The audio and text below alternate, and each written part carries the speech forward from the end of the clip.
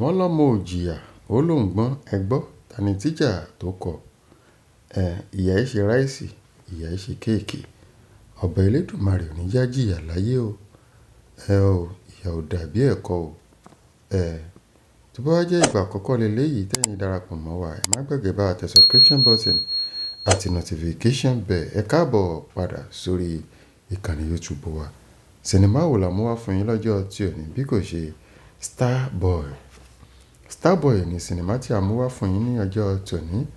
Àwọn òṣèré ńláńlá ló kópa nínú sinimá Starboy àwọn bíi Apá Àbẹ̀bí, Adéwálé Àdìsá, Lékan Ọlátúnjí, Lọlá Ìdíjẹ́, Kúnlé Omíṣore àti bẹ́ẹ̀ bẹ́ẹ̀ lọ. Àwọn ló kópa nínú sinimá Starboy.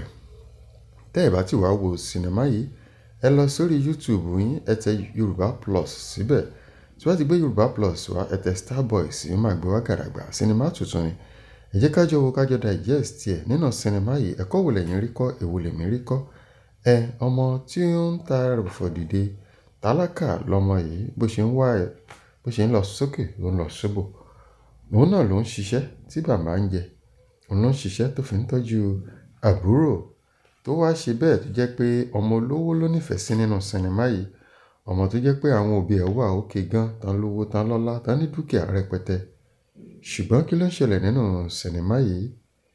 Arábìnrin yìí la rí pé àwọn òbí ẹ̀ sì lówó tó, ó ṣà nífẹ̀ẹ́ arákùnrin.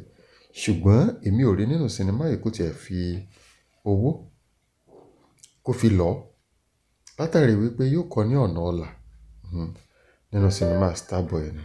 Ṣárákùnrin wá ní Starboy, ṣó pàpàdé star ni àbí bogan ni sinimá yìí ń lọ?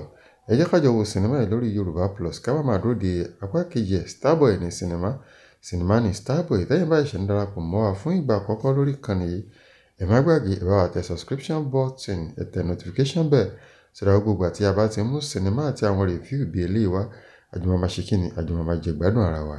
Ẹ ṣé púpọ̀.